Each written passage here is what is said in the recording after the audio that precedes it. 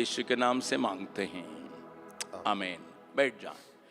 मैंने कहा था 3 हफ्ता के पहले, जब मैं 3 हफ्ता लगातार प्रचार किया था, मैं आपको लूका रचित सुसमाचार 5वां अध्याय में से कुछ बातों को सिखा के कुछ बातों को, शेष बातों को आज कहने के लिए कहा था। நான் 3 வாரத்துக்கு முன்பு பிரசங்கித்த போது நான் சொன்னேன், சில காரியங்களை உங்களுக்கு கற்றுக் கொடுத்த பின்பு பிரசங்கித்த பின்பு நான் அந்த லூக்கா 5வது அதிகாரத்திலிருந்து காரியங்களை சொல்லி வந்தபோது அதிலிருந்து இன்னும் வரும் நாட்களில் சொல்லுவேன் என்று சொல்லி இருந்தேன்। शायद कई प्रचार को आप सुनते रहने के चलते पुरानी जिन बातों को मैंने आपके सामने रखा था उसको भूल गए होंगे। ஒருவேளை இடையிலே பல பிரசங்கங்களை கேட்டதினாலே நான் அங்க ஆரம்பித்த அல்லது சொன்ன அந்த விஷயங்களை நீங்கள் மறந்திருக்கலாம்।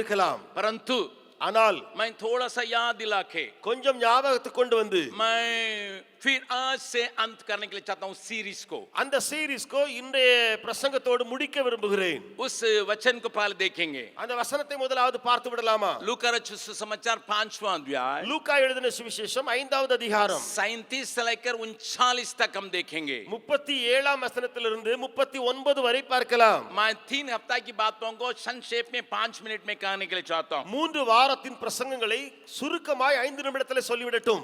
और लूका रचित सुसमाचार 5वां अध्याय 37 से लेकर मैं पढ़ रहा हूँ। லூக்கா எழுதின சுவிசேஷம் 5வது அதிகாரம் 37 இலிருந்து நான் வாசிக்கிறேன்। और कोई नया दाखरस पुरानी मस्कों में नहीं भरता, नहीं तो नया दाखरस मस्कों को फाड़ कर बग जाएगा और मस्कें भी नाश हो जाएंगी। ஒருவனும் புது திராட்சரசத்தை பழம் துருத்திகளில் வார்த்து வைக்க மாட்டான், வார்த்து வைத்தால் புது ரசம் துருத்திகளை கிழித்து போடும், ரசமும் சிந்திப்போம், துருத்திகளும் கெட்டுப்போம்। परंतु नया दाखरस नई मस्कों में भरना चाहिए। புது ரசத்தை புது துருத்திகளில் வார்த்து வைக்க வேண்டும்। वहां पर हिंदी अनुवाद में एक वाक्य छुट्टा है, उसको भी मैं हिंदी में बोलूंगा और हमारा भाई पढ़ेंगे। அதிலே இந்தி மொழிபெயர்ப்பிலே 38ஆம் வசனத்திலே ஒரு வார்த்தை அல்லது ஒரு வாக்கியம் விடப்பட்டிருக்கிறது। நான் அதை சொல்லுகிறேன், அதை தமிழிலே சொல்லுவார்கள்। 38 पद को फिर देखेंगे। 38ஆம் வசனத்தை திரும்ப பார்க்கலாம்। परंतु नया दाखरस नई मस्कों में भरना चाहिए, तब दोनों सुरक्षित रहेगा। புது ரசத்தை புது துருத்திகளில் வார்த்து வைக்க வேண்டும், அப்பொழுது இரண்டும் பத்திரப்பட்டிருக்கும்। 39 पद को देखेंगे। 39வது வசனத்தை பார்க்கலாம்। कोई मनुष्य पुराना दाखरस पीकर नया नहीं चाहता, क्योंकि वो कहता है कि पुराना ही अच्छा है। அன்றியும் ஒருவனும் பழைய ரசத்தை குடித்தவுடனே புது ரசத்தை விரும்ப மாட்டான், பழைய ரசமே நல்லது என்று சொல்லுவான் என்றார்। प्रभु के नाम की स्तुति महिमा होवे। தேவ நாமத்துக்கு மகிமை உண்டாகட்டும்। इन वचनों के ऊपर मैं 3 हफ्ता लगातार आपके सामने बर्ताव किया, बातचीत किया। இந்த வசனங்களை வைத்து 3 வாரங்கள் தொடர்ந்து உங்களோடு கூட பேசி பிரசங்கித்தேன்। उसमें से एक खास बात को मैं आपके कहने के लिए आपके सामने रखने के लिए चाहता हूँ। அதிலிருந்து ஒரு முக்கியமான காரியத்தை உங்களுக்கு சொல்லட்டும்। प्रभु नहीं चाहता वे कुछ भी नष्ट न हो। தேவன் எதுவும் கெட்டு போகவிடக்கூடாது என்று விரும்புவதில்லை। पुराना दाखरस भी बचना है, பழைய ரசமும் பத்திரப்பட்டிருக்க வேண்டும், नया दाखरस भी बचना है, புதிய ரசமும் பத்திரப்பட்டிருக்க வேண்டும், पुराने मस्के भी बचना है, பழம் துருத்திகளும் பத்திரமாய் இருக்க வேண்டும், नए मस्के भी बचना है, புதிய துருத்திகளும் பத்திரமாய் இருக்க வேண்டும்। आप परमेश्वर की मनसा को पहचाने। நீங்கள் தேவனுடைய மனநிலையை அறிந்து கொள்ளுங்கள்। प्रभु का इच्छा और उसकी भावना क्या है, தேவனுடைய சித்தம், அவருடைய மனநிலை என்ன? कुछ भी नाश नहीं होना है, எதுவும் கெட்டு போய் விடக்கூடாது, मस्कों भी बचना है, दाखरस भी बचना है, துருத்திகளும் கெட்டு போய் விடக்கூடாது, அப்படியே திராட்சை ரசமும் பத்திரமாய் இருக்க வேண்டும்। परमेश्वर ने बनाया था, தேவன் உண்டாக்கின போது उसका माल में नया दाखरस में थोड़ा सा वीर्यता पाई जाती है। அவனுக்கு நன்றாக தெரியும், இந்த புது திராட்சை ரசத்துக்குள்ளே வீரியத்தன்மை அதிகம், उसमें बहुत गैस बनता है, அதுக்குள்ளே கேஸ் ரொம்ப உண்டாகும்। वो नया होने के चलते एकदम कुछ काम करने के लिए बहुत उत्साह दिखाता அது है, புதுசா இருப்பதனால எந்த வேலையும் செய்ய துடிக்கும்। और इसलिए ஆகையால் अगर पुराने मस्कों में डालिएगा, பழைய துருத்திகளிலே அதை வைத்தால் उसकी वीर्यता मस्कों को फाड़ के बर्बाद कर सकता है। அதனுடைய வீரியத்தன்மை துருத்திகளை கிழித்து போட்டுவிடும்। ये इसको प्रभु जानता है, இதை ஆண்டவர் அறிவார்। इसलिए मनुष्यों को उसने कहा, ஆகையினாலே மனிதர்களை பார்த்து ஆண்டவர் சொன்னார், अरे सही जगह पर सही को रखो। எப்பா சரியான இடத்துல சரியானதை வை। जब गलत लोग सही जगह में चले आएंगे वो भी बर्बाद हो जाएंगे, தவறானவர்கள் काम को भी बिगाड़ देंगे। தவறானவர்கள் சரியான இடத்துல வந்தாங்கன்னு சொன்னா அவங்களும் கெட்டு போவாங்க, வேலையும் கெடுத்துருவாங்க. सही व्यक्तियों को सही जगह में रखना है, சரியான ஆட்களை சரியான இடத்துல வைக்க ये வேண்டும். परमेश्वर हमें सिखाता है, இதை ஆண்டவர் நமக்கு கற்றுத் தருகிறார். अन्यथा वो दोनों को बर्बाद कर सकता है। இல்லை என்றால் ரெண்டுமே கெட்டு அழிந்து போகும். लेकिन जिसके लिए जो स्थान होना चाहिए उस स्थान में रखेगा, दोनों सुरक्षित रहेगा। ஆனால் எதுக்கு எந்த இடம் வேணுமோ அந்த இடத்துல வச்சேன்னு சொன்னா ரெண்டுமே பத்திரமா இருக்கும். इस बात के बारे में मैंने विस्तार से अगले हफ्ता प्रचार किया, आप YouTube में भी इसको सुन सकते हैं। இதை குறித்து விஸ்தாரமாய் முதல் வாரத்தில் நான் பிரசங்கித்தேன். நீங்கள் யூடியூப்ல இதை கேட்க முடியும். दूसरी बात मैंने ये दिखाने के लिए चाहा, இரண்டாவது ஒரு காரியத்தை காண்பித்தேன். वहां पर पुरानी चीजों में जो मजा है, पुरानी चीजों में जो स्वाद है, पुरानी चीजों में जो अच्छे गुण है, वो नए दरस में नहीं पाया जाता करके मैंने दिखाया वचन के अनुसार। வசனத்தின் அடிப்படையிலே அந்த பழையவைகள் பலதானவைகள், அதில் இருக்கிற ருசி, அதில் இருக்கிற ஒரு மேன்மை அது புதிதில இல்லை என்பதை நான் காண்பித்தேன். 49 पद में इसलिए हम प्रभु के वचन को हम मन में रखते हुए जानने के लिए कोशिश किए थे। ஆகையாலே 39வது அந்த வசனத்தை தேவனுடைய அந்த மனதை அந்த மனதில் வைத்து நாம் அதை தியானித்தோம். प्रभु ने कहा, ஆண்டவர் சொன்னார், कोई पुराना दाखरस पी के नया नहीं चाहेगा करके लिखा है। அதில் எழுதப்பட்டிருக்கிறது, ஒருவனும் பழைய ரசத்தை குடித்த உடனே புது ரசத்தை விரும்ப மாட்டான். ओ, என்ன? what is the man's taste? मन का या मनुष्य का रुचि क्या है? मनुष्य का डिजायर, மனிதனுடைய உள்ளே இருக்கிற தாகம், चाह, விருப்பம். हम सोचते हैं नई नई चीजों के ऊपर भी मनुष्य का मन बढ़ता है। நாம் நினைக்கிறோம் புதிதவைகள் புதிதானவைகள் அதை நோக்கித்தான் மனிதன் ஓடுகிறான். एक नई गाड़ी आ जाएगी, हम लोग मन में सोचते हैं ये गाड़ी नई हो जाएगी, ठीक है। ஒரு புதிய வண்டி மார்க்கெட்டுக்கு வந்தேன்னு சொன்னா இந்த வண்டியை நான் வச்சிருந்தா எப்படி இருக்கும்னு யோசிப்போம். इसलिए कुछ लोग 6-6 महीना में गाड़ी बदलते रहता है। ஆகையால சிலர் இருக்கிறாங்க 6 மாசத்துக்குள்ள வண்டியை வாங்கிட்டே இருப்பாங்க. हमारे हाथा में भी कुछ लोगों का ससुर थोड़ा पैसा वाला, इसलिए 6-6 महीना गाड़ी बदलते रहता। நம்முடைய வளாகத்திலயும் மாமனார் கொஞ்சம் வசதி படைச்சவர் போல ஆகையால 6 மாசத்துக்கு ஒருக்க வண்டி மாறிக்கிட்டே இருக்குது. इमानुएल भैया के गाड़ी वहां ऑफिस के सामने खड़े रहने से मैं गाड़ी से उतरते देखता हूँ कौन कौन ऑफिस में है, गाड़ी से पहचान लेते हैं।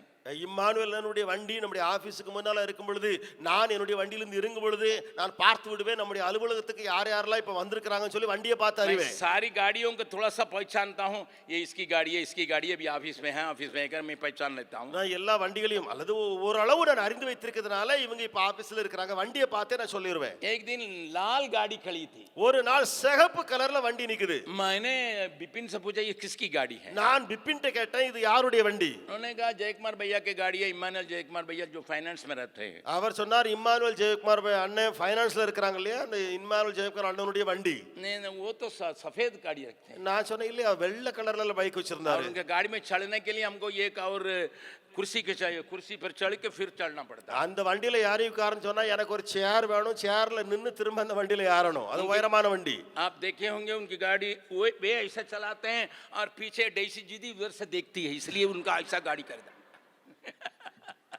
அவர் வண்டியை பார்த்து சொன்னா முன்ன அவர் கீழே உட்கார்ந்த மாதிரி உட்கார்ந்துருப்பாங்க, பின்னாடி டெய்ஸியக்கா உட்கார்ந்துருப்பாங்க, டெய்ஸியக்கா பின்னாடி இருந்து இப்படி பார்க்கக்கூடிய அளவுக்கு அந்த வண்டி मैं नहीं जानता डेसी की गलती है या इमानुएल की गलती है। எனக்கு தெரியாது இது டெய்ஸியக்காவுடைய தப்பா அல்லது இம்மானுவேலுடைய தப்பான்னு எனக்கு தெரியல. बातों को थोड़ा सा सुनिए कि इसमें एक शिक्षा आपको देने के लिए चाहता हूं। நான் இதுல ஒரு படிப்பினை உங்களுக்கு சொல்ல விரும்புகிறேன், நல்லா கவனிங்க. अगर आदमी के बराबर में औरत बैठ जाएगी, उसके पीठ देखेगी, पीठ तो मुझे दिखाई नहीं पड़ता, अपना पीठ तो दिखाई नहीं पड़ता है। அதாவது ஒரு மனுஷனுக்கு பின்னால இருக்கும் பொழுது அந்த முதுகுல உட்கார்ந்து முதுகு தெரியாது. इसलिए पीठ की खराबी, पीठ की कुछ गलतियां का पत्नी टोकते आएगी, देखिए ना आपके पीठ की फटा है, आपके पीठ में गंदगी है, ये उसी प्रकार आपने आज ठीक से नहीं किया, इसलिए वो जो है कोई कोई आदमी चाहता हमें न मत दे के दुनिया के देख, इसलिए इतना गाड़ी ऐसा बनाया है। மனுஷன் புருஷன் வண்டியில முன்னாடி உட்கார்ந்து போகும்போது வண்டியை பார்த்தீங்கன்னா நார்மலா ஒரே அளவுல இருக்கும். அப்போ அந்த பின்னாடி இருக்கிற மனைவி நல்லா முதுக பார்த்துட்டு பாருங்க இப்படி இருக்குது, முதுகுல அப்படி இருக்கு இப்படி இருக்குன்னு சொல்லிக்கிட்டே வருவா. ஆனா இப்ப பாருங்க எப்படி வண்டியை உருவாக்கிட்டாங்கன்னு சொன்னா முதுக பார்க்காம பின்னாடி இருக்கிற மனைவி வந்து நேரியா என்னடி பார்க்க கூடாப்பா அங்கதான் பார்க்கணும்னு சொல்லி வண்டியை பண்ண உண்டாக்கிட்டாங்க. बहुत पत्नी लोग खान बनाने का टाइम जो है गाड़ी के पीछे, क्योंकि खान में कान भराने का टाइम वही है. அநேகுடைய மனைவிமாருடைய பேச்செல்லாம் வண்டியில பின்னாடி உட்கார்ந்துட்டு தான் பேசக்கூடிய ஒரு காலம். ஏன்னா அப்பதான் நேரம் கிடைக்குது. அதனால பின்னாடி உட்கார்ந்துட்டு இங்கேயும் அங்கேயும் பேசிக்கிட்டே இருப்பாங்க புருஷன் காதுல. कोई इतना बरती हैं कान से खून निकलता है. சிலர் மனைவிமார்கள் போட்டனால உள்ள இருந்து காதுல இருந்து புருஷன் காதுல இருந்து ரத்தம் வரைக்கும் வெளியே வந்திருக்குது. इसलिए गाड़ी बनाने वाले ने सोचा इनको बचाना है. ஆகையால வண்டியை உண்டாக்குறவன் நினைச்சான் சரி இந்த புருஷனை நல்லா காக்கணும் பாதுகாக்கணும் பா. इसलिए ऐसा गाड़ी बना दो ताकि दुनिया के देखी वो बोलेगा अभी. ஆகையால வண்டி அப்படி உண்டாக்கிட்டான். மனைவி பின்னால இருந்து வேற ரோட்ட பாக்குற அளவுக்கு வண்டி உண்டாக்கிட்டான். इनसे बोलेगी भी नहीं. இவன்ட்ட என்னத்த பேச முடியும்? பேசவே முடியாது. भाई लोग आपके बारे में नहीं कह रहा हूं, मैं साधारण तौर से कह रहा हूं. நான் சாதாரணமா சொல்லிட்டு இருக்கேன். வண்டி வச்சிருக்கறனால யாரோ சகோதரமார்களோ நீங்க தப்பா நினைச்சு விடாதீங்க. प्रभु के नाम की स्तुति महिमा होवे. தேவ நாமத்துக்கு மகிமை உண்டாவதாக. तो मैंने पूछा क्यों उनकी गाड़ी आज ऑफिस में नहीं आए हैं. நான் கேட்டேன் என்ன இன்னைக்கு அந்த அவங்க வண்டி ஆபீஸ்க்கு வரலையா? क्योंकि उनसे मैं एक इन्फॉर्मेशन लेना था. ஏனென்றால் அவரிடத்துல ஒரு காரியம் நான் கேட்டு அறிஞ்சிட வேண்டியிருந்தது. ये लाल गाड़ी उनकी है. நான் அவர் பிபின் சொன்னா இல்ல அந்த சிவப்பு வண்டி இம்மானுவேல் அண்ணனுடைய வண்டி. जब मैं ऊपर गया मैं जय कुमार से पूछा आपकी गाड़ी तो सफेद था लेकिन कब बदले हैं. நான் இம்மானுவேல் அண்ணன்ட்ட போய் கேட்டேன் உங்க வண்டி வெள்ளை கலர்ல இருந்துச்சு எப்போ நீங்க வண்டியை மாத்துனீங்கன்னு கேட்டேன். மேல போய் उन्होंने एक शब्द कहा. அவர் சொன்ன ஒரு வார்த்தை सफेद देखते देखते मन भरा नहीं इसलिए लाल कर दिए हैं. அந்த வெள்ளையை பார்த்து ஓட்டி மனசுல ஒரு திருப்தி இல்ல ஆகையினால இப்போ ரெட் கலரா மாத்திட்டேன். पत्नी का ऐसा कोई बदलने नहीं पा रहा तो इसको देखते देखते दूसरा ऐसा नहीं कर दे परंतु गाड़ी का बदलिए कोई बात नहीं. சரி வண்டியை மாத்திட்டாங்க கலரை மாத்திட்டாங்க ஓகே. ஆனா மனைவியை பார்த்துக்கிட்டு கலரை ஒரேடியா பார்த்துக்கிட்டே இருக்குன்னு சொல்லி வேற கலர்ல ஒரு ஆளை பாத்துறாதீங்க. मुझे 48 साल एक ही पत्नी के साथ रहना पड़ गया है. हम रहते हैं. நான் 48 ஆண்டுகளாக ஒரே மனைவியோடு இருக்க வேண்டிய கட்டாயம் ஆயிடுச்சு. நான் வாழ்ந்துகிட்டு தான் இருக்கிறேன். क्यों इस बात को मैं कह रहा हूं. நான் ஏன் இந்த காரியத்தை சொல்றேன் தெரியுமா? अभी 39 पद का पढ़िएगा. இப்போ 39வது வசனத்தை வாசிங்க. क्या लिखा है? அங்க என்ன இருக்கு? जो आदमी पुराने ताकरस को पीता है वो कहता है वो पुराने ही अच्छा है. ஒருவனும் பழைய ரசத்தை குடித்த உடனே புது ரசத்தையும் விரும்ப மாட்டான். பழைய ரசமே நல்லதுன்னு சொல்லுவான். मैंने इस बात से आपको एक बात को सिखाने के लिए कोशिश किया. நான் இந்த வசனத்திலிருந்து ஒரு காரியத்தை உங்களுக்கு கற்றுக் கொடுக்க முயற்சி எடுத்தேன். कौन सा है? அது என்ன? ये पुराना रस में टेस्ट कैसा बढ़ता करके मैंने सिखाया. நான் அந்த பழைய ரசத்துல ருசி இருக்கிறதே எப்படி அதிகரிக்கிறது என்பதை நான் சொன்னேன். उसी के लिए मैंने आपको यिर्मयाह नबी के 48 अध्याय 11 पद को दिखाया. நான் அதற்காக எரேமியா தீர்க்கதரிசியின் புத்தகம் 48வது அதிகாரம் 11வது வசனத்தை காண்பித்தேன். मैं उसको पढ़ रहा हूं. நான் அதை வாசிக்கிறேன். ये सब पुरानी बातें हैं लेकिन मैं थोड़ा सा याद दिलाता हूं. இது எல்லாம் பழைய காரியங்கள் ஆனாலும் உங்களுக்கு ஞாபகம் ஊட்ட விரும்புகிறேன். मोवाब बचपन ही से सुखी है उसके नीचे तलछट है वो एक बर्तन से दूसरे बर्तन में उंडेला नहीं गया और न बंधुआई में न गया इसलिए उसका स्वाद उसमें स्थिर है और उसकी गंध ज्यों की त्यों बनी रहती है. மோவாப் தன் சிறு வயது முதல் சுகமாய் வாழ்ந்தது.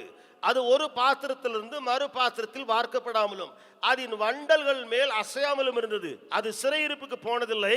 ஆதலால் அதன் ருசி அதில் நிலைத்திருந்தது. அதன் வாசனை வேறுபடவில்லை.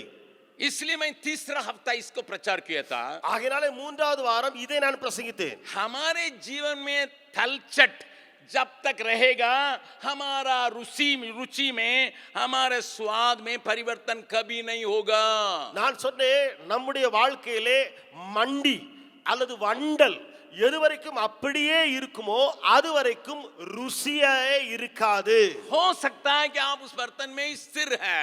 ஒருவேளை நீங்கள் அந்த பாத்திரத்திலேயே ஸ்திரமாய் இருக்கிறீர்களோ तलछट नीचे आराम से बैठ गया. ஆனால் அப்படி இருந்ததினாலே அதில் உள்ள மண்டியோ வண்டலோ கீழே தேங்கிடுச்சு. और ये तलछट को हमको हटाना जरूरी है. இந்த வண்டலை இப்பொழுது நீக்க வேண்டிய கட்டாயம். इसलिए तलछट को छोड़ के बाकी चीज को दूसरे बर्तन में डालेंगे. ஆகையாலே வண்டல் அது மண்டி அப்படியே கீழே வச்சிட்டு மீதி மேல உள்ளதை இன்னொரு பாத்திரத்துல வார்க்க வேண்டும். फिर भी कुछ तलछट रह जाएगा. திரும்பவும் கொஞ்சம் வண்டல் தேங்கி இருக்கும். फिर तीसरा बर्तन में डालेंगे. திரும்ப மூன்றாம் பாத்திரத்துக்கு மாத்தணும். तो अभी थोड़ा सा रह जाएगा. அப்படியே கொஞ்சம் மீதமா இருக்கும். फिर छोड़ना पड़ेगा. திரும்பவும் நாம மாத்தணும். इसी प्रोसेस से ही रूपांतर मनुष्य के जीवन में हो या दाखरस के जीवन में होता करके मैंने आपको समझाया. நான் உங்களுக்கு புரிய வைத்தேன். இதே முறைமையிலே தான் அது ஒருவேளை திராட்சரசமா இருக்கட்டும், மனிதனுடைய மறுரூபமாகிற காரியமா இருக்கட்டும், இப்படியே நடக்கும்.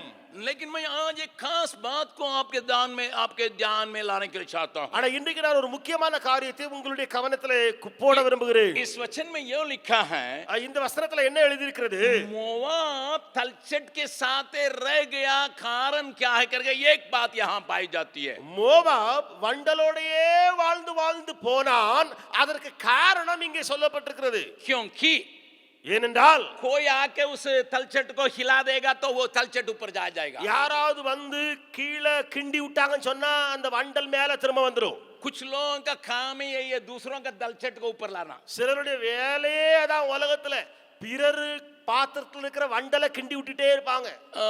अपने बात को भूलने के लिए चाहेंगे, कोई ये आगे बोलेंगे ऐसा किया है तुम्हारे साथ, ऐसा किया. इनका काम है तलछट को ऊपर लाके इनको रूपांतर से वंचित रखना. அவன் நல்ல பழையவைகளை மறந்து நல்லா வாழ்ந்துட்டு இருப்பான். ஆனா இவன் போய் அந்த மறந்த பழைய தீமையான காரியங்கள் இருக்கிறதே அத போய் இவன் போய் கிண்டி விட்டுட்டே இருப்பான். என்ன மறந்துட்டியா, அவன் அப்படி சொன்னா இப்படி செஞ்சான். और जयशंकर नाम करके एक मिशनरी बीओएम का ओडिशा में डॉक्टर रहने के बाद भी मिशनरी के रूप में वहां पर डीप जंगल में काम कर रहे थे. ஜெய்சங்கர் என்று சொல்லி பிஓஎம் பிளெஸிங் யூத் மிஷன்ல ஒரு மிஷனரி.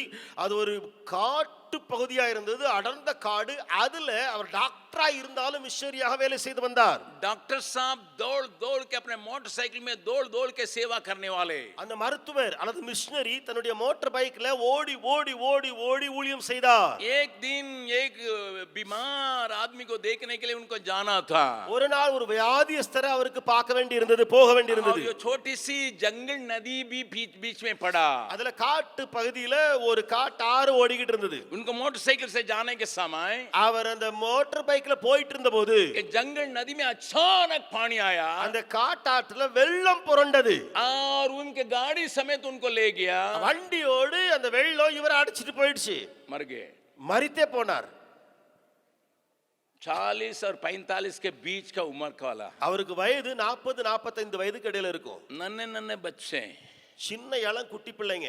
और उसकी पत्नी भी कुछ मेडिकल की बातों से संबंधित थी. மனைவி கூட இந்த மெடிக்கல் படிப்போடு கூட சில காரியங்களை படித்திருந்தவள். खबर आया आपका आदमी गायब है. வீட்டுக்கு செய்தி வந்தது, புருஷன் மரித்து போயிட்டார். क्योंकि लाश तुरंत नहीं पकड़ा गया. ஏனென்றால் பிணம் உடனே கிடைக்கவில்லை. फिर पुलिस और फायर सर्विस आके कैसा कैसा तो लाश को पाए. போலீஸ்காரங்க ஃபயர் சர்வீஸ்காரங்க வந்து தேடி பிடிச்சு தான் அந்த பணத்தை எடுத்தாங்க.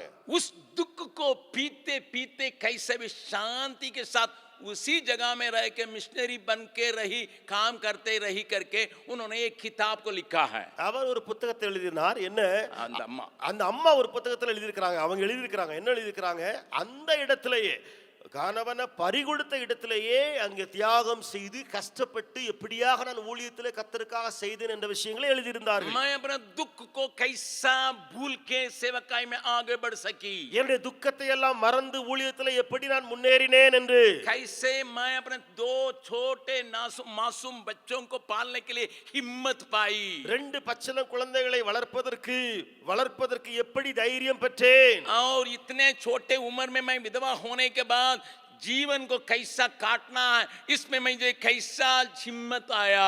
இள வயதிலேயே விதவை ஆயிட்டேன், எப்படி வாழ்க்கை நடத்துவது, அதற்குரிய தைரியத்தையும் காரியத்தையும் எப்படி பெற்றேன் என்று எழுதியிருந்தாள். उस प्रकार की किताब इसलिए उन्होंने लिखा. அப்படிப்பட்ட புத்தகத்தை அவள் அல்லது அவர்கள் எழுதியிருந்த நோக்கம் என்ன தெரியுமா?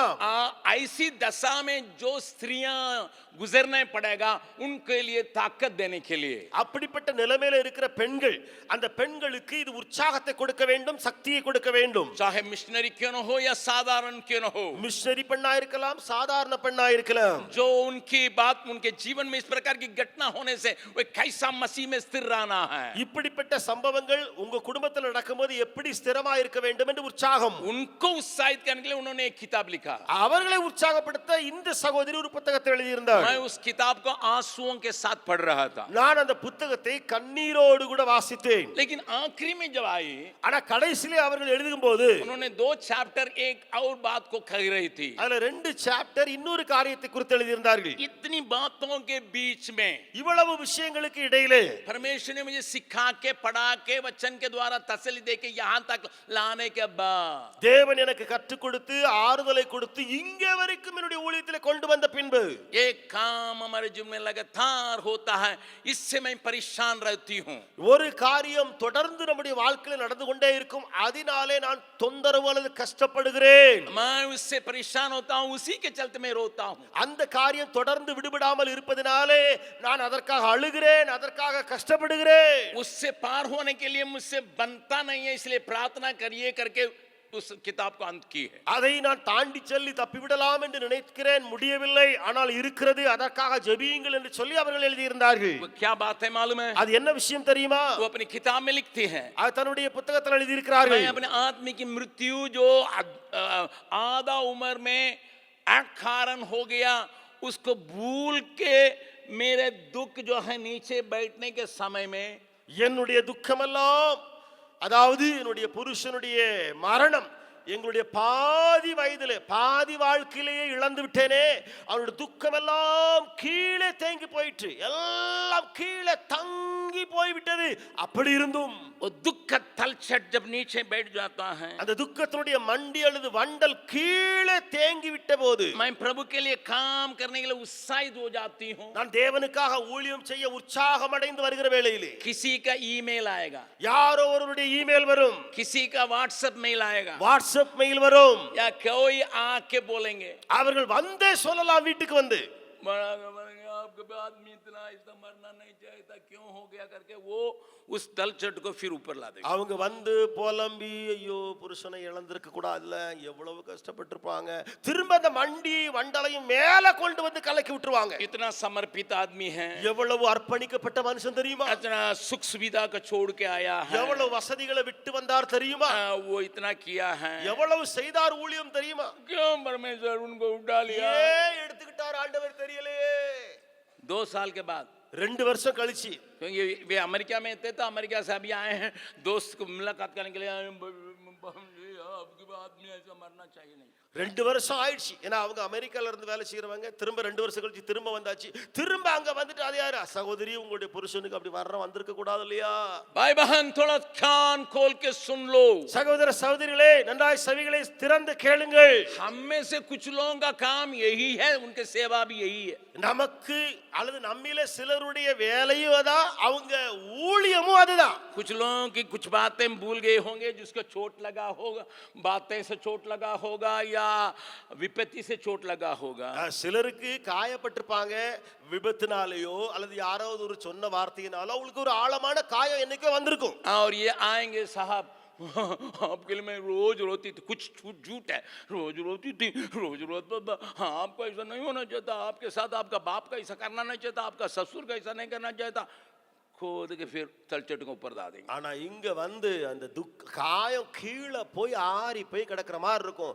இங்க வந்துட்டு ஐயோ இப்படி நடந்திருக்க கூடாது இல்லையா, உங்க அப்பா அப்படி சொல்லியிருக்க கூடாது இல்ல, உங்க அம்மா அப்படி சொல்லியிருக்க கூடாது இல்லையா, அழுது அழுது இவ்வளவு நாளா அழுதுகிட்டே இருந்தேன் தெரியுமா, ஆனா சொல்றதெல்லாம் போய், ஆனா சொல்லிக்கிட்டு அவங்க காயத்தெல்லாம் மேல கொண்டு मैं வந்துருவாங்க. हमेशा इस उदाहरण को इस्तेमाल करता हूँ, यहाँ बच्चों के चलते मैं कहने के लिए चाहता हूँ। இங்க எப்பொழுதுமே நான் ஒரு உதாரணத்தை எடுப்பது உண்டு எல்லா இடத்துலயும், ஆனால் இப்பொழுது பிள்ளைங்க இருப்பதனால பிள்ளைகளுக்காக இதை திரும்ப சொல்லுகிறேன். अब इन बातों से अवगत है, इसलिए आपको जल्दी समझ में आने के लिए इस उदाहरण का बतला रहा हूँ। நீங்கள் இதை தெரிந்திருக்கிறீர்கள், ஆனால் சீக்கிரம் புரிவதற்காக திரும்ப சொல்லுகிறேன். मान लीजिए अगर बिल्ली को चोट लगता है, வைத்துக் கொள்ளுங்கள், பூனைக்கு ஒரு அடிபட்டு இருக்குது. लोग कहते हैं बिल्ली के लिए 9 जीवन है, 9 लाइफ्स। ஜனங்கள் சொல்லுவாங்க பூனைக்கு 9 ஜனம் என்று சொல்லி. हाँ, मरने पर होगा लेकिन ठीक हो जाएगा। மறிக்கிற மாதிரி அந்த பூனை இருக்கும், ஆனா உயிர் வந்துரும். कुछ लोग भी ऐसे ही है, घर में बीमार, हाँ, जा रहे हैं लेकिन फिर कुछ बुढ़े लोग भी वही हालत है, 9 जीवन है उनका। சிலருக்கு 9 பிறப்பு, மறுபிறப்பு, அதாவது அவங்க என்னன்னா சாகர மாதிரியோ திரும்ப வந்துருவாங்க, அப்படி உடனே துடிச்சு வெளியே வந்துருவாங்க, உயிர் வந்த மாதிரி. घर वाले परेशान होते हैं, வீட்டுல- मरता भी नहीं जीता भी नहीं। என்னையா சாகவே மாட்டேங்கான் உயிரோடே இருக்க மாட்டேங்கான் இப்படின்னு சொல்லி அவங்க ரொம்ப கஷ்டப்படுவாங்க. हमारा मिशनरी में भी कुछ लोग हैं, उनका फोन आएगा तो मैं जानता हूँ, प्रार्थना कीजिए मैं बहुत बीमार हूँ, लेकिन दूसरे दिन फिर हाँ हाँ करके गीत गाएंगे। நம்முடைய மிஷனரிமார்லயும் சிலர் இருக்கிறாங்க, போன்ல பண்ணுவாங்க, ரொம்ப கஷ்டப்படுறேன், வியாதிக்கு மேல வியாதி அப்படின்னு போன் பண்ண வைப்பாங்க. ஆனா மறுநாள்ல பாத்தீங்கன்னு சொன்னா மைக்க பிடிச்சு பாட்டு பாடிட்டு இருப்பாங்க. और अगर आप बिल्ली को ले जाके 5 तल्ला मकान से ऊपर से नीचे गिरा दीजिएगा, நீங்க பூனையை எடுத்துட்டு போய் 5 மாடி கட்டடத்துல மேல இருந்து கீழே தள்ளி விட்டீங்கன்னா उसका हड्डी उड्डी नहीं टूटेगा। அதுக்கு எலும்புலாம் ஒண்ணும் உடையாது. परमेश्वर उसको ऐसा पाँव दिया है, सेफ लैंडिंग। தேவன் அதுக்கு நல்ல ஒரு பாதங்களை கொடுத்திருக்கிறார், மேல இருந்து விழுந்தாலும் சேஃப் லேண்டிங்ல போயிரும், एकदम आराम से जाके बैठ जाएगी। ஆளா போய் மேல இருந்து கப்பு 5 तल्ला का मकान से गिराइए, 5 மாடியில இருந்து விழுந்திருக்கு இந்த பூனை. अगर बिल्ली मिलता है तो आप लेके आइएगा, मैं आपको 5 तल्ला में चढ़ा दूंगा, वहां से गिरा के देखिएगा। நீங்கள் ஒருவேளை உங்களுக்கு பூனை கிடைச்சின்னு சொன்னா உங்களுக்கு நான் 5 மாடி கட்டடத்துக்கு மேல கொண்டு நீங்க அந்த பூனையை விழ தள்ளி பாருங்களா, நான் சொன்னது சரியா தப்பான்னு आप தெரிஞ்சுக்கோ. उसकी उस सेफ लैंडिंग के देखिए, आप भी सेफ लैंडिंग के लिए नहीं चले ना, आपको नहीं दिया गया। நீங்க அதோட சேஃப் லேண்டிங்க பார்த்துட்டு சேஃப் லேண்டிங் எல்லாருக்கும் கொடுத்துருக்கு போல தெரியுதுன்னு சொல்லிட்டு நானும் சேஃப் லேண்டிங் ஆயிருவேன்னு சொல்லிட்டு மேல இருந்து குதிச்சிராதீங்க. इसलिए बिल्ली के जब चोट लगता है, ஆகையால பூனைக்கு ஒரு அடிபடும் போது 2 दिन मुश्किल से 1 हफ्ता 2 நாள் அல்லது கூட போச்சுன்னா 1 வாரம் वो ठीक हो जाता है। சரியாயிரும். அதுக்குள்ள कैसा ठीक करती है मालूम? அது எப்படி பூனை தன்னை சரி பண்ணும் தெரியுமா? बैठ के चाट के उसके थूक में ही उसका दवा है। அது எச்சு இருக்குதே, அந்த எச்ச ஒரு காலை வச்சு இப்படி வச்சு அதுலதான் மருந்தே இருக்குது, அதை எடுத்து இப்படி தடவி நக்கிட்டே இப்படி தடவிட்டே இருக்கும், ठीक हो जाता है। சரியாயிரும் அதுல. लेकिन बंदर को आप देखे होंगे, ஆனா குரங்க நீங்க பார்த்திருப்பீங்க, उसको भी चोट लगता है, குரங்குக்கும் அடிபடும், उसका ठीक होता ही नहीं है, ஆனா குரங்குக்கு அது ஒருபோதும் ஆறாது, उसी गांव में ही वो मर जाते हैं। அந்த காயத்திலேயே செத்து போகும் குரங்கு. आप क्यों पूछेंगे क्यों? நீங்க கேட்கலாம் என்ன இது? बंदर का अगर एक छोटा फुंसली आएगा, அந்த மைக்கூர் மாதிரி, குரங்குக்கு ஒரு சின்ன மைக்கூர் மாதிரி வந்துச்சுன்னா உடம்புல அது நோண்டி நோண்டி எடுத்து बगल वाला का हाथ पकड़ के पूछिए, आप बिल्ली है या கேளுங்க, பக்கத்துல பார்த்து நீங்க பூனையா குரங்கா, பூனையா குரங்கா, आर यू ए कैट और मंकी? क्या बिल्ली है या बंदर है? हमारे घर में कुछ साल के पहले एक बंदर और एक बिल्ली रहा, எங்க வீட்டுல சில ஆண்டுகளுக்கு முன்பதாக ஒரு குரங்கும் ஒரு பூனையும் இருந்தது. लेकिन हम लोग बोलते बोलते अभी दोनों शांत हो गए, बिल्ली भी जैसा भी उससे भी बढ़कर हो गए। आप किसके बारे में बतलाते हैं, आप जानते होंगे। இப்போ நீங்க நான் யாரை குறித்து சொல்ல போறேன்னு தெரிஞ்சிருவீங்க. அது அந்த பூனை அது மெதுவாய் அமைதியாயிட்டு, ரொம்ப அமைதியாயிட்டு. நான் யாரை குறித்து பேசுறேன்னு நீங்க புரிஞ்சிருப்பீங்கன்னு நினைக்கிறேன். और बिल्ली भी ठीक हो गई और बंदर भी ठीक हो गई। எங்க வீட்ல இருந்த பூனையும் சரியாயிடுச்சு சுபாவத்துல, அப்படியே குரங்கும் அமைதியாயிடுச்சு. आप सबों को मालूम है, शेकी शैरन को हम लोग कहते हैं। நீங்க சொல்றது செக்கி சாரணை தான் நான் அப்பள சொல்லிட்டு இருக்கிறேன். हम लोग ऐसे ही बुलाते थे, बिल्ली मतलब छोटी वाली, मंकी मतलब बड़ी वाली। பில்லின்னு சொன்னா சின்ன பிள்ளை, மங்கின்னு சொன்னா அந்த பெரிய பிள்ளை, பெரிய பிள்ளை. मंकी का स्वभाव को हम लोग धीरे धीरे हटा दिए, बिल्कुल शांत हो गई। மங்கினுடைய சுபாவத்தை மெதுவா எடுத்து போட்டோம், இப்ப அமைதியின் உருவம் ஆயிடுச்சு. अभी बगल वाला का हाथ पकड़ के बोलिए, இப்ப பக்கத்துல கரங்களை பற்றி சொல்லுங்கள். रूपांतर हो सकता है, மறுரூபம் நடக்க முடியும். हाँ, रूपांतर हो सकता है, மறுரூபம் சாத்தியமே. आपके गुण स्वभाव सब में रूपांतर संभव है। உங்களுடைய குணாதிசயம் அல்லது உங்களுடைய வாழ்க்கை எல்லாத்திலும் இந்த மறுரூபம் சாத்தியமே. बाइबल बतलाती है, ஏனென்றால் வேதம் சொல்லுகிறது, हम आत्मा के द्वारा प्रतिदिन रूपांतर होते जाते हैं। அந்த ஆவியினாலே நாம் தினந்தோறும் மறுரூபமாக்கப்படுகிறோம். दूसरा कुरिन्थियन 3 अध्याय का आखिरी पद में ये लिखा, उस आत्मा के द्वारा हम रूपांतर को ऊपर रूपांतर हो जाते हैं। 2 கொரிந்தியர் 3 அதிகாரம் கடைசி வசனத்துல வாசிக்கிறோம், அதே ஆவியினாலே நாம் தினந்தோறும் மறுரூபமாக்கப்படுகிறோம். सुनिए, கேளுங்கள், कान खोल के सुनिए, செவிகளை திறந்து கேளுங்கள். अगर आपको बाहर छोटा या भीतर छोटा है, पवित्र आत्मा को कार्य करने के लिए दीजिए।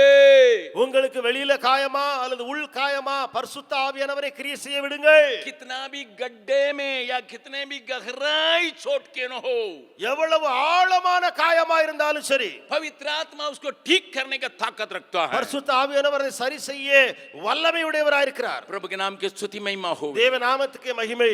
इसलिए आत्मा से भर के जीवन बिताने की आवश्यकता है। ஆகையால ஆவியில நிரம்பின வாழ்க்கை நமக்கு வேண்டும். इसलिए हम गाते हैं। ஆகையால நாம் பாடுறோம் அல்லவா. येसाया ने कहा था जब प्रभु की बातों को देखा, ஏசாயா தேவனுடைய தரிசனத்தை கண்ட பின்பு அவன் சொன்னான், वो जरूर सेवकाई में था, அவன் ஊழியத்திலே முன்னமே இருந்தவன் தான். लेकिन उसकी प्रार्थना यही रही, ஆனா அவனுடைய ஜெபம் இப்படியா இருந்தது, मेरी मुंह गाली गंदी बातों से भरी हुई है, என்னுடைய வாய் தவறான காரியத்தால் நிரம்பி இருக்கிறது. मैं उसमें पैराफ्रेज करने के लिए चाहता हूं। நான் அதை கொஞ்சம் இப்படியா விளக்க விரும்புகிறேன். क्या पैराफ्रेज करने के लिए चाहता हूं? அதை நான் எப்படி அதை விளக்க விரும்புகிறேன் தெரியுமா? हम में से बहुत लोग अगर उस प्रकार का दर्शन को पाना है, நம்மிலே अनेகர் அப்படிப்பட்ட தரிசனத்தை பெற வேண்டுமானால் आपको ये एक प्रार्थना करने की आवश्यकता पड़ जाएगा। நீங்களுக்கு ஒரு ஜெபம் செய்ய வேண்டி இருக்கும். हे प्रभु मेरे होंठों को छू ले। ஆண்டவரே என்னுடைய உதடுகளை தொடும். क्यों? ஏன்? मैं अन्य लोगों के दिल और दिमाग में पुरानी बातें जो बीत गई है, जो उनके बारे में गलत सलत इधर उधर बोला गया, उसको याद दिलाते रहता हूं मैं, ताकि थलचट ऊपर आ जाए, ये ऐसे ही रह जाए, इनका रूपांतर ना होने पाए। ஆண்டவரே பிற ஜனங்கள் இருக்கிறார்களே, அவர்களுக்குள்ள இருக்கிற குறைகள் வண்டல்கள் அவைகள் எல்லாம் கீழே கீழே இருக்கிற வண்டல்கள் இருக்கிறதே, அந்த வண்டல்களை எல்லாம் நான் மேலே வராமல் கீழேயே இருந்து விட எனக்கு உதவி செய்யும். அதை கிண்டுவாங்க. இன்னொருத்தர் போய் சொல்லுவாங்க. என்ன சொல்லுவாங்க தெரியுமா? என்ன சொல்லுவாங்க? அவன் அப்படி சொல்றான், இவன் அப்படி சொல்றான், அவன் அப்படி சொல்றான். கப் கஹா 2 साल के पहले 2 வருஷத்துக்கு முன்னால சொன்ன ஒரு காரியம். யாரோ எதனோ சொன்னா அது யாவேனா நீ இவங்க போய் செய்யற காரியம் கீழே இருக்கிற அந்த மண்டி வண்டல் அந்த பழைய மறந்த காரியங்கள் அதையெல்லாம் அவன் சொன்னா இல்லையா 2 வருஷத்துக்கு முன்னாடி அப்படி சொன்னா பத்தியான்னு சொல்லி கிண்டி விடுவாங்க. आपको मालूम है? உங்களுக்கு தெரியுமா? बहन लोग तो खाना बनाती है, பெண்கள் சமையல்ல அந்த வேலை செய்வாங்க. आप मान लीजिए पायासम बना रहे हैं, खीर बना रहे हैं, கீர் அல்லது பாயாசம் நீங்க செய்றீங்கன்னு வெச்சுக்கிடுவோமே, आप उसको क्या करना पड़ता है? அதுக்கு என்ன செய்யணும்? हिलाते ही रहना पड़ता है। அதை கலக்கிக்கிட்டே இருக்கணும். अगर छोड़ दीजिएगा விட்டால் नीचे जल जाएगा, அது கட்டி ஆயிரும் கீழே. इसलिए हिलाते रहते हैं। அது எரிஞ்சிரும் அல்லது அதை அப்படி கலக்கிட்டே இருக்கணும். और बगल वाला का हाथ पकड़ के पूछिए, பக்கத்துல உள்ள கலங்களை பிடித்து கேளுங்கள், आप खीर मास्टर तो नहीं ना है? நீங்க பாயாச மாஸ்டர் அல்ல? இல்ல खीर मास्टर। खीर मास्टर। अगर कोई आके आपको पुराने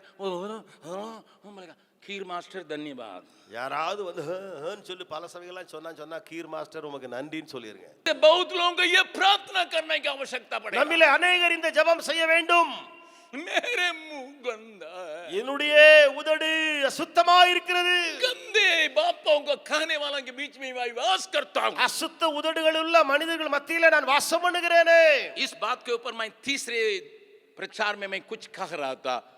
நான் இதை குறித்து மூன்றாவது என்னுடைய அந்த பிரசங்கத்துல சிலவற்றை சொல்லிக் கொண்டிருந்தேன். मैं चौथा दिन की प्रचार अभी शुरू कर रहा हूं। நான் இப்பொழுது நான்காவது நாளுடைய பிரசங்கத்தை இப்பொழுது நான் ஆரம்பிக்கிறேன். कान खोल के सुन ले, நன்றாய் செவிகளை திறந்து கேளுங்க. मैंने कुछ बातों को बीते बार कहा था, நான் சில காரியங்களை கடந்த முறை சொன்னேன். मैं 5 बातों को आपके सामने लाया था। நான் 5 காரியங்களை உங்களுக்கு முன்பே தான் கொண்டு வந்தேன். मोआब बहुत आशीषित रहा।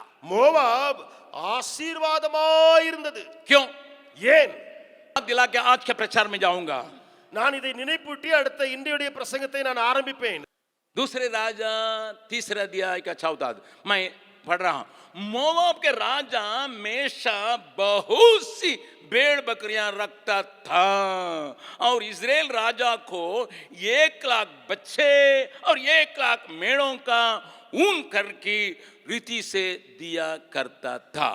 மோவாபின் ராஜாவாகிய மேசா ஆடு மாடுகள் பெருத்தவனாயிருந்து இஸ்ரவேலின் ராஜாவுக்கு 1,00,000 ஆட்டுக்குட்டிகளையும் 1,00,000 குறும்பாட்டு கடாக்களையும் செலுத்தி வந்தான். सालों साल दे रहा है, வருஷா வருஷம் செலுத்தி வந்தான். कर जैसा दे रहा है, வரியை போல கொடுத்தான். कितना बच्चे दे रहा है, எவ்வளவு குட்டிகளை கொடுக்கிறான், कितने मेढ़ों का दे रहा है, எவ்வளவு ஆடுகளை கொடுக்கிறான். 1 लाख 1 लाख 1,00,000 इसी प्रकार दे रहा मोआब इतनी बड़ी संपत्ति उसके पास। இவ்வளவு பெரிய சொத்துள்ளவன் மோவாப் கொடுக்கிறத பாருங்க பாருங்க. मैं एक और बात को याद दिलाने के लिए चाहूंगा। நான் இன்னொரு காரியத்தை ஞாபகம் ஊட்ட விரும்புகிறேன். जब बेथलेहेम जो घर का जो गांव का नाम है बेथलेहेम, मैंने कहा था रोटी का घर सूख गया, वहां पर अकाल आया, मोआब सुखी रहा। பெத்லஹேம் அந்த அப்பத்தின் வீடு, அதுல அப்பம் இல்லாமல் போன பொழுது அந்த மோவாப் இருக்கிறானே, அந்த மோவாப் களிகூர்ந்து ஆசீர்வாதமாக இருந்தது. इसलिए ஆகையால் नवोमी और उसका आदमी நவோமியுடைய புருஷன் एलिमेलेक दोनों मोआब में चलने के लिए चले गए। ரெண்டு பேரும் மோவாப் தேசத்துக்கு போனாங்க. बगल बगल का देश है, பக்கத்து பக்கத்து நாடுகள். इस देश में सुखापन, இங்கே பஞ்சம், यहाँ पर अकाल, இங்கே பஞ்சம், लेकिन मोआब सुखी है। ஆனால் மோவாபோ களிகூர்ந்து ஆசீர்வாதம். मैं इस बात को कह रहा था। இதை நான் சொல்லிக் கொண்டிருந்தேன். तीसरी बात, மூன்றாவது காரியம், जब इजरायली लोग यात्रा करके आ रहे थे, இஸ்ரவேலர் பிரயாணம் பண்ணி வந்து கொண்டிருந்த வேளையிலே परमेश्वर ने कहा था तुमको कानान ले जाऊंगा। தேவன் சொன்னார் உங்களை கானானுக்கு கொண்டு போவேன். रूबन, गाद और मनासे अढ़ाई गोत्र के लोगों ने उस तरफ यरदन को उस तरफ रहने के लिए इसलिए चाहा क्योंकि वहां बहुत घास था। ரூபன், காத், மனாசே ரெண்டரை கோத்திரத்தார் அந்த யோர்தானை தாண்டி போகாமல் இந்த புறமே இருக்க விரும்பினாங்க. காரணம் என்ன தெரியுமா? இங்க நன்றாய் செழிப்பாய் புல்லுள்ளதாய் இருந்தது. एक वचन को पढ़ेंगे, ஒரு வசனத்தை வாசிக்கலாமா? गिनती की किताब 32 अध्याय का पहला पद। என்னாகமம் 32ஆம் அதிகாரம் முதலாவது வசனம். गिनती की किताब उसका 32वां अध्याय उसका पहला पद। என்னாகமம் 32. रूबनियों और गादियों के पास बहुत जानवर थे। जब उन्होंने याजेर और गिला देशों को देखकर विचार किया कि वो डोरों के योग्य देश हैं। ரூபன் புத்திரருக்கும் காத் புத்திரத்திற்கும் ஆடு மாடுகள் மிகவும் திரளா இருந்தது. அவர்கள் யாசேர் தேசத்தை பார்த்த போது அது ஆடு மாடுக்கு தகுந்த இடம் என்று கண்டார்கள். बुलाहट है वहां, அழைப்பு அங்கே போவது, नदी उस पार, யோர்தானை தாண்டி बुलाहट है कानान के लिए। கானானுக்குள்ள போவதான் அழைப்பு. लेकिन मोआब में आके तृप्त हो गए क्योंकि चारों तरफ हरा भरा है। ஆனால் இங்கே மோவாபில வந்து திருப்தி ஆயிட்டார்கள். ஏனென்று சொன்னால் சுத்துப்புறமும் செல்லம் செழிப்பா இருக்கிறது. प्रभु के नाम की स्तुति महिमा होवे। தேவ நாமத்துக்கு மகிமை मैंने உண்டாகட்டும். बीते बार प्रचार में इसको कहा था, கடந்த முறை பிரசங்கிக்கும் போது நான் சொல்லியிருந்தேன், there was a plenty of prosperity। वहां बहुत ही आशीष के ऊपर आशीष थी. मैंने परसों एक पट्टीबंधम कहते हैं उसको, वाद विवाद करते हैं ना, उसको मैं देख रहा था। நான் நேற்றுக்கு முந்தின நாள் பட்டிமன்றம் சொல்லுகிறாங்களே அந்த டிபேட் நான் பார்த்து கொண்டிருந்தேன். जो अमेरिका में हो रहा था, அமெரிக்காவிலே நடந்த ஒரு டிபேட். एक तरफ 4 आदमी, एक तरफ 4 आदमी। ஒருபுறம் 4 பேர் உட்கார்ந்திருக்காங்க, இன்னொரு புறம் 4 பேர். एक को ये टॉपिक दिया गया है, क्या पारिवारिक जीवन के लिए हिंदुस्तान में रहना अच्छा है या पारिवारिक जीवन के लिए, सुखी परिवार के जीवन के लिए अमेरिका में रहने का उत्तम है।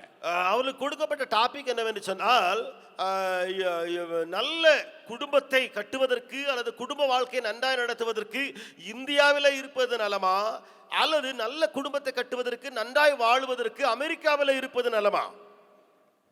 दोनों पार्टी बहुत तगड़े पॉइंट को लाए हैं। ரெண்டு பேரும் வலுவான பாயிண்ட்ஸ் கொண்டு வந்தாங்க. आपको समय मिलेगा, इसको आप थोड़ा सा देखिएगा यूट्यूब में। இதை நீங்கள் யூடியூப்ல நீங்கள் நேரம் கிடைத்தால் பாருங்கள். अगर आपको बहुत जरूरी है देखना ही है भैया करके तो हमको बताइए, मैं आपको लिंक दूंगा। ஒருவேளை உங்களுக்கு கண்டிப்பா பார்க்கணும் அப்படின்னு சொல்லி விரும்புனீங்க சொன்னா என்கிட்ட சொல்லுங்க, நான் உங்களுக்கு லிங்க் அனுப்பி வைக்கிறேன். और उसमें इंटरेस्टिंग डिबेट, அது ஒரு இன்ட்ரஸ்டிங் டிபேட் ஆக இருந்தது. एंड आखिरी में उसमें क्या कहा मालूम है? கடைசியில இதுல சொல்லப்பட்ட காரியம் என்ன தெரியுமா? वो सालमन पापया एक रोमन कैथोलिक प्रोफेसर है। சாலமன் பாப்பையா ரோமன் கத்தோலிக் ப்ரொஃபஸரா இருந்தவர். वो पट्टीमंडम चलाने में वो माहिर है। அவர் பட்டிமன்றத்தை நடத்துவதில் தேர்ச்சி பெற்ற ஆளு. इसलिए हिंदुस्तान सरकार ने उनको पद्म भूषण दिया। ஆகையால இந்திய அரசாங்கம் பத்ம பூஷன் கொடுத்தது அதற்கு அவருக்கு. वे उसको वहां पर अगुवाई करने वाले हैं, गाइड करने वाले हैं। அவர் அந்த பட்டிமன்றத்துக்கு நடுவராக இருந்தார். उन्होंने आखिरी में क्या कहा मालूम है? அவர் கடைசியில சொன்ன காரியம் என்ன தெரியுமா? After hearing lot of strong arguments, கடைசியாக இவ்வளவு ஸ்ட்ராங்கான ஆர்குமெண்ட்ஸ் நடந்து முடிந்த பின்பு the final judgment came like this. அதனுடைய கடைசி ஜட்ஜ்மென்ட் இப்படியாக வந்தது. The better country to live is India. நல்ல ஒரு நாடாக இருக்கும் என்று சொன்னால் குடும்பத்தை நன்றாய் வாழ்க்கையிலே கொண்டு வருவதற்காக இந்தியா मैं तो हमेशा कहता हूँ स्कूल में भी एक बार प्रचार किया जबरदस्त. நான் ஸ்கூல்லயும் ஒரு நல்ல பிரசங்கித்திருக்கேன் இதை குறித்து நம்முடைய பள்ளிக்கூடத்துல. सारे जगह से अच्छा हिंदुस्तान मेरा. எல்லா இடத்திலேயும் அல்ல தேசத்தை காட்டிலும் மிகவும் நல்லது இந்தியா, என்னுடைய இந்தியா. मैं स्विट्जरलैंड को देखा சுவிட்சர்லாந்தையும் பார்த்திருக்கிறேன். और गरीब देश येमन को या म्यांमार को भी देखा. ஏமன், மியான்மார் எளிய தேசம், அதையும் பார்த்திருக்கிறேன். सबसे गरीब देश है. அது எல்லாத்தையும் காட்டிலும் எளிய தேசம். वियतनाम को भी देखा. வியட்நாமையும் பார்த்திருக்கிறேன். हमारे देश में तो टैक्सी चलता है. நம்முடைய தேசத்துல டாக்ஸி ஓட்டுவாங்க. वियतनाम में M20 बजाज M80 जो है टैक्सी के रूप में है. M20 बजाज இருக்குது. M80 M80 बजाज அது வியட்நாம்ல டாக்ஸி மாதிரி ஓட்டுறாங்க. वही टैक्सी है, दूसरा टैक्सी नहीं है. அதுல வேற டாக்ஸி கிடையாது, அந்த இதான் டாக்ஸி. अगर एक लड़की को बाजार करने के लिए जाना है, एक लड़का के ऊपर हाथ रख के चलना है. ஒருவேளை ஒரு பெண்ணுக்கு அங்க பஜார்ல ஏதோ வாங்கன்னு சொன்னா அந்த M80ல வண்டியில பின்னாடி ஒரு உட்கார்ந்துட்டு அந்த பையன் ஓட்டிட்டு போவோம், கையை வச்சுட்டு போறோம். वियतनाम में एक चाय का दाम 35,000 रुपया, इंडिया का रुपया. इंडिया का नहीं, वहां का रुपया का. அங்க உள்ள பணத்தை படி பார்த்தோம் சொன்னா ஒரு டீனுடைய விலை 35,000 ரூபாய். और मैं घबरा गया. நான் கலங்கிட்டேன் அந்த விலையை பார்த்து. जब मैं जाके पूछा तो क्योंकि मुझे चाय पीने का मन था, पास्टर तो छोड़ के चले गए. मैंने सोचा इस देश कैसा है, एक चाय दुकान में जाके पूछा चाय है. என்ன பாஸ்டர் என்னை விட்டு போயிட்டாரு, எனக்கு டீ குடிக்கணும் போல இருந்துச்சு. ஒரு டீ கடையில போய் டீ இருக்குதான்னு கேட்டேன், குடிக்கணும்னு சொல்லி ஆசையா இருந்துச்சு. मैंने उनसे पूछा कितना दाम है. நான் கேட்டேன் எவ்வளவு விலை. क्योंकि आप बाहर चाय पीजिएगा 15 रुपया, एयरपोर्ट के अंदर पीजिएगा 250 रुपया.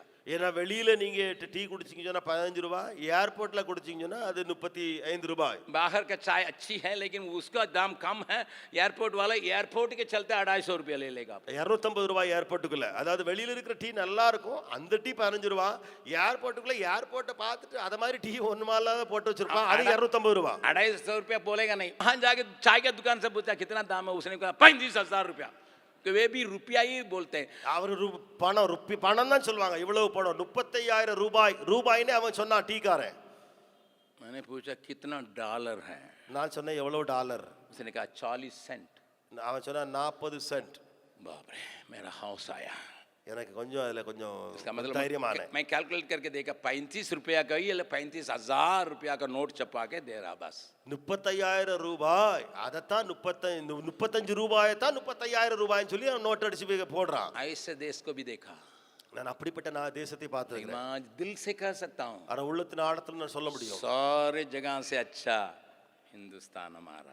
எல்லா தேசங்களை காட்டிலும் நம்முடைய இந்தியாவே अगर நல்லது. आप हमको पकड़ के बोलेंगे सारे राज्य में कौन अच्छा है, ஒருவேளை நீங்கள் கேட்கலாம் எல்லா மாநிலங்கள், அந்த மாநிலங்கள்ல எந்த மாநிலம் நல்லா இருக்கு? मैं कहूंगा सारे प्रांतों में बिहार अच्छा. நான் சொல்லுவேன் எல்லா மாநிலங்களிலும் பீகாரே நலமானது. आप पूछेंगे कि 45,000 गांव हैं, आपको कौन गांव पसंद है? रेहल, जिसको सरकार ने मॉडल गांव बनाया, वही अच्छा है. ரேகல் சொல்லி மலையில ஒரு மாடல் கிராமம் சொல்லி உருவாக்கி இருக்காங்களே, 45,000 கிராமம் இந்த பீகார்ல இருக்கிறது, எந்த கிராமம் நல்லது நீங்க என்கிட்ட கேட்டீங்கன்னா मैं कहूंगा सिकरिया. நான் சொல்லுவேன் சிக்கரியாவே நல்லது. क्योंकि प्रभु ने मुझे यहाँ लगाया. ஏனால் தேவன் என்னை இங்கே प्रभु ने यहाँ लगाया, ये इसलिए अच्छा है. जहाँ मुझे लगाएगा उसको मैं अच्छा बना दूंगा. எங்கே நான் நட்டப்பட்டிருக்கிறேனோ, எங்கே இருக்கிறேனோ நான் நல்லதாக சொல்லுவேன். कितने लोग बोलते हैं अंकल हम लोगों को तो आप ट्रेनिंग दे रहे हैं अंग्रेजी में, कंप्यूटर में, हम लोगों को अमेरिका नहीं विदा कीजिएगा, खाली सिकरिया में रखिएगा. நீங்க சொல்லலாம் எங்களுக்கு கம்ப்யூட்டருக்கு ட்ரைனிங் கொடுக்குறீங்க, அந்த படிப்பு கொடுக்குறீங்க, எங்க சிக்காரியாவிலே வச்சிருவீங்களா, அமெரிக்காவுக்கு அனுப்பி வைக்க மாட்டீங்களா? आपका बुलाघाट अगर अमेरिका के नीचे हो तो वहां चले जाइए. ஒருவேளை உங்களுடைய அழைப்பு அமெரிக்காக்குள்ள இருக்குன்னு சொன்னா நீங்க அங்க போயிருங்க. अगर आपका बुलाघाट रोहतास के ऊपर हो वहीं चले जाइए. உங்க அழைப்பு ரோத்தாஸ் மேல இருக்குன்னு சொன்னா அங்க போயிருங்க. वहां जाके वहां न्यूयॉर्क को बनाइए. அங்கே போய் நீங்கள் நியூயார்க்க கட்டுங்க. प्रभु के नाम की स्तुति महिमा हो. தேவ நாமத்துக்கு மகிமை உண்டாவதாக. लेकिन ये लोगों का बुलाघाट वहां, ஆனால் இவருடைய அழைப்போ கானான். रूबन, गाद, इन लोगों का बुलाघाट कानान. ரூபன், காத் உடைய அழைப்பு கானானுக்குள்ளே. लेकिन यहाँ हरा भरा देख के रुक गया. ஆனால் இங்கே செழிப்பை பார்த்து நின்னுட்டாங்க. காரணம் मोवाब बहुत सुखी देश है. மோவாப் செழித்து போயிருந்தது. लिसन, நல்லா கவனியுங்கள். मोवाब में कभी युद्ध नहीं आया करके மோவாபில் बाइबल யுத்தம் बतलाती है। நடந்ததே இல்லை. यिर्मयाह कहता ये युद्ध में नहीं गया है। எரேமியா சொல்கிறான் மோவாப் யுத்தத்துக்கு ஒருபோது போனதில்லை. हाँ? ना तो युद्ध में गया, யுத்தத்துக்கு போனதில்லை. चीजों की कमी नहीं है। பொருட்களுக்கும் குறைச்சல் இல்லை. एक और वचन का पढ़िएगा, இன்னொரு வசனத்தை பார்க்கலாம். व्यवस्थावरण दूसरा अध्याय का 9वां पद। உபாகமம் 2:9. व्यवस्थावरण दूसरा अध्याय का 9वां पद। உபாகமம் 2ஆம் அதிகாரம் 9வது வசனம். और यहोवा ने मुझसे कहा मोआबियों को न सताना न लड़ाई छेड़ना, क्योंकि उनके देश में से कुछ भी मैं तेरे अधिकार में नहीं करूंगा। அப்பொழுது கர்த்தர் என்னை நோக்கி நீ மோவாபை வருத்தப்படுத்தாமலும் அவர்களோட போர் செய்யாமலும் இரு, அவர்கள் தேசத்தில் உனக்கு ஒன்றும் சுதந்திரமாக கொடேன். प्रभु ने उनको रक्षा किया है। தேவனே அவரை பாதுகாத்து வைத்திருக்கிறார். अरे मूसा, மோசே तुम्हारे आदमी से बोल देना। உன் மனுஷனிடத்துல போய் சொல்லு. हिंदी में बहुत सुंदर शब्द क्या है, இந்தியில மிக அழகா சொல்லப்பட்டிருக்குது. छेड़ना नहीं, அவங்கள சீண்டி பார்க்க கூடாது. சீண்ட கூட கூடாது, சீண்டி பார்க்க छेड़ना नहीं, அப்படியே இருக்கட்டும், அப்படியே இருக்கட்டும். அவங்க मैं प्रोटेक्टेड पीपल करके प्रभु कहता है। என்னுடைய பாதுகாப்பா உள்ள ஜனம் சொல்லி ஆண்டவரே சொல்றாரு. Best protection, best protection, best prosperity, best prosperity, best blessed place. Best blessed place. मैं एक और कारण का बतलाऊंगा। இன்னொரு காரணத்தையும் சொல்லுகிறேன். मूसा का प्रभु ने जब दफनाया, जो जबरदस्त एक भविष्यवक्ता था, மோசே ஒரு பெரிய தீர்க்கதரிசியா இருந்தான். அங்கே தேவன் அவனை அடக்கம் பண்ணினார். कहा எங்கே? मूसा का कब्रिस्तान कौन देश में? மோசேயின் கல்லறை எந்த தேசத்துல இருக்கிறது? बोलिए, சொல்லுங்கள். आप लोग बाइबल नहीं पढ़ते हैं, வேதம் வாசிக்கிறது இல்ல போல தருது. बोलिए ना। சொல்லுங்கள். कानान में नहीं, கானான்ல இல்ல, मोवाब में। மோவாபில. God found a place, a graveyard for Moses, his man, his prophet, his voice, his resemblance in Moab. Moab में ही परमेश्वर अपने व्यक्ति, अपने दास, अपने भविष्यवक्ता का एक कब्रिस्तान को रखा. कुछ लोग हमको देखते हैं, थोड़ा सा पढ़ लीजिएगा व्यवस्थावरण। சிலர் என்ன பார்க்கறாங்க, கொஞ்சம் அதை வாசிக்கலாம். व्यवस्थावरण உபாகமத்துல आखिरी अध्याय, கடைசி அதிகாரம். व्यवस्थावरण 34 अध्याय, உபாகமம் 34வது அதிகாரம். वहां पर 6 पद को पढ़िए, 5 और 6 पद को पढ़िए, 5 पद को पढ़िए, काफी है, टाइम नहीं है। 5ஆம் வசனத்தை வாசியுங்கள், அதே தெரியும். तब यहोवा के कहने के अनुसार उसका दास मूसा वही मोवाब देश में मर गया, और 6वां पद में लिखा है वहीं परमेश्वर ने उसको मिट्टी दी। அப்படியே கர்த்தரின் தாசனாகிய மோசே மோவாப் தேசமான அவ்விடத்திலே கர்த்தருடைய வார்த்தையின்படி மரித்தான். 6ஆம் வசனத்திலே அவனை அங்கே தேவன் அடக்கம் பண்ணினார். और उसी अध्याय का आखिरी पद में लिखा है, கடைசி வசனத்தை பாருங்க. जो भविष्यवक्ता प्रभु को आमने सामने देखा, கர்த்தரை முகமுகமாய் அறிந்த அந்த தீர்க்கதரிசி, उसके समान कोई उठा नहीं, அவனை போல யாரும் எழும்பினதே இல்லை. ओ इतना बड़ा आदमी, பெரிய மனுஷன் அவன். उसके लिए कब्रिस्तान मोवाब। அவனுடைய கல்லறையோ மோவாபிலே. God felt this is the best place for my servant. परमेश्वर ने महसूस किया या जाना कि मेरे दास के लिए यही उचित जगह है. डेविड, தாவீதை பாருங்கள். दाऊद, டேவிட், उसका नाना कहाँ का है? அவனுடைய தாத்தாவினுடைய தாத்தா कहाँ का है? எங்க உள்ள ஆள் அவரு? बच्चे बोले रूत कहाँ की है? रूत की औलादे हैं कि दाऊद? அந்த ரூத் வழி வந்தவன் தான் தாவீது. रूत कहाँ की है? அந்த ரூத் எங்க உள்ள ஆள் தெரியுமா? परमेश्वर यीशु मसीह जब संसार में आया, लोगों ने कहा दाऊद का संतान। ஆண்டவர் இந்த உலகத்துல பிறந்த பொழுது, அவர் வந்த பொழுது சொன்னார்கள் தாவீதின் குமாரனே. Jesus, இயேசு called himself, I came in the line of Moab. मैं मोवाब की वंशावली में से होके मैं आया हूं. God's favor was there. परमेश्वर की दया मोवाब में था. God's eyes were there. परमेश्वर की नजर उसके ऊपर था. God's blessings was there. उसकी आशीष उसके ऊपर थी. God's protection was there. परमेश्वर की सुरक्षा उसके लिए था. But God was not there. ஆனால் लेकिन परमेश्वर वहां नहीं रहा. बगल वाला का दोनों हाथ पकड़ के बोलिए, ஆண்டவருடைய ரெண்டு கரங்களையும் நீங்க பக்கத்துல உள்ள ரெண்டு கரங்களையும் பிடித்து சொல்லுங்க. सुरक्षा, பாதுகாப்பு, आशीष, ஆசீர்வாதம், परमेश्वर की आंखें, தேவனுடைய பார்வை, परमेश्वर का अनुग्रह, தேவனுடைய இரக்கம் सब होने के बावजूद எல்லாம் இருந்த பின்பும் अगर परमेश्वर नहीं रहेगा தேவனே இல்லை என்று சொன்னால் क्या लाभ है? என்ன லாபம்? People want to live in a prosperous place without any problem. कोई समस्या जहां नहीं है, एक आशीषित जगह वहां लोग रहना चाहेगा. कोई छेड़छाड़ नहीं करेगा. யார் என்ன தொடாத ஒரு இடம், பாதுகாப்பு. भैया सुरक्षित जगह है सिकरिया, इसलिए सिकरिया से हमको बदली मत कीजिएगा. சிக்கரியா ரொம்ப பாதுகாப்பா இருக்குது அண்ணே. சிக்கரியால இருந்து நம்ம இடம் மாத்திராதீங்க. यहाँ हम मसीह राही, हमें दुनिया से कोई गैर नहीं, सब कोई हमारे अपना. बहुत प्यार मिलता है, बहुत देखभाल मिलता है. रनिंग वाटर है, रनिंग इलेक्ट्रिसिटी है, रनिंग रोड है. இங்கே ஒரு அழகான இடமா இருக்கிறதே, நல்ல தண்ணி வசதி, எப்பொழுதுமே தண்ணி, நல்ல ரோடு, நல்ல தளம், நல்ல எல்லாம் வீடு வசதி எல்லாம் நல்லா இருக்கு. इसलिए आना कहते हैं आप सिकरिया ही सबसे दुनिया में बेस्ट है. இல்லதானே? அப்படிதானே நீங்க சொல்றீங்க அண்ணே. சிக்கரியா தான் எல்லாவற்றை காட்டும் நல்லா இருக்கு சொல்றீங்க. मैं आपसे कहने के लिए चाहता हूँ, நான் உங்களிடத்துல சொல்ல விரும்புகிறேன். हम फील्ड में जाते हैं, हम बॉयलों से बोले मुझे कहीं भी सुलाओ, हम सोने के लिए तैयार है, मुझे कोई गम नहीं. நான் ஃபீல்ட்ல போகும்போது சொல்லுவேன், சகோதரர்களை பார்த்து என்ன எங்க தங்க வச்சாலும் படுக்க வைத்தாலும் எனக்கு ஒரு பிரச்சனை இல்லை, நான் लेकिन தூங்கிடுவேன். एक बात का जरका, ஆனால் ஒரு காரியத்தை நான் கண்டிருக்கிறேன். मैं समुद्र के नीचे भी जाके बिस्तरा डालूं, நான் சமுத்திரத்துக்கு உள்ளே போய் என்னுடைய படுக்கையை போட்டாலும் अगर प्रभु देवरीर अंगे இருக்கிறீர், वो काफी है. हे प्रभु तू वहां है, அது எனக்கு போதும். प्रभु तू वहां है, ஆண்டவரே நீர் அங்கே இருக்கிறீர். मुझे कहीं भी सुलाइए, तू वहां है. நீர் எங்கே போய் என்னை படுக்க வைத்தாலும் நீர் அங்கே இருக்கிறீர். भजन संगीता 139 का यही है, சங்கீதம் 139 அதுவே. मुझे कहीं भी रखिए, எங்கே என்னை கொண்டு போனாலும் आप वहां, நீர் அங்கே இருக்கிறீர். वो जानकारी मेरे लिए काफी है. அது எனக்கு போதும் ஆண்டவரே. Having the presence of God is much more important than all the favor, all the prosperity, all the protection, all the care. I want to live in the presence of God. बड़ी बड़ी आशीष, बड़ी बड़ी सुरक्षा, बड़ी बड़ी बातें, बड़ी बड़ी सुविधा क्या है? जहां परमेश्वर रहता है मैं वहां रहने के लिए चाहूंगा. I love the statement given by my dear son Raglan.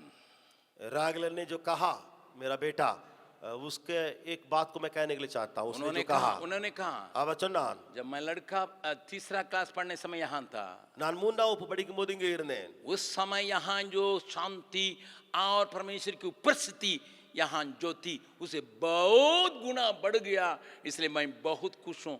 I love that. நான் அந்த ஸ்டேட்மெண்ட்டை நேசிக்கிறேன். அவன் சொன்னான், நான் 3ஆம் வகுப்பு படிக்கும் பொழுது இங்கே இருந்த தேவ பிரசன்னம், அதோடு கூட தேவனுடைய அந்த சந்தோஷம், அது பல மடங்கு அதிகரித்திருக்கிறதை நான் இப்பொழுது உணர்கிறேன். लेकिन इसके बाद भी परमेश्वर नहीं होने के चलते मोवाब के अंदर क्या विचार था, केवल 2 विचार को दिखा के मैं अंत करने जा रहा हूँ. இப்படி தேவன் இல்லாமல் இருந்தும் அந்த மோவாபுக்குள்ள இருந்த எண்ணங்கள் என்ன? 2 எண்ணங்களை சொல்லி நான் முடிக்க விரும்புகிறேன். पहले मेरे साथ खोलिएगा, என்னோடு கூட திறவுங்கள். गिनती की किताब 25वां अध्याय का पहला पद. எண்ணாகமம் 25 முதலாவது வசனம். लंबी प्रचार है, लेकिन मैं कम करके मैं अंत करने के लिए चाहता हूँ. इस सीरीज को मैं खींचने नहीं चाहता हूँ, लेकिन लंबी प्रचार है, लेकिन इसको मैं कहने के लिए चाहता हूँ. இது நீண்ட பிரசங்கம், ஆனால் சீரிஸை இழுத்துக்கொண்டே போக விரும்பாமல் நான் சுருக்கமாய் முடிக்க விரும்புகிறேன். मैं पढ़ रहा हूँ. நான் வாசிக்கிறேன். इजरायली सिथीम में रहते थे और लोग मोवाबी लड़कियों के संग कुकर्म करने लगे. இஸ்ரவேல் சித்தீமிலே தங்கி இருக்கையில் ஜனங்கள் மோவாபின் குமாரத்திகளோட வேசித்தனம் பண்ண தொடங்கினார்கள். आपको ये मालूम है? உங்களுக்கு இது தெரியும்? क्या मालूम है? என்ன தெரியும்? बालाम को बुलाने के लिए बालाक राजा ने घूस दे के उसको बुला के इनको श्रापित करो करके कहा, क्योंकि उसको परमेश्वर के प्रोटेक्शन के ऊपर विश्वास नहीं रहा. பிலேயாமை கூப்பிட்டது பாலாக் ராஜா என்ன செய்தான்? சாபமிடு இந்த ஜனங்கள் மேலே.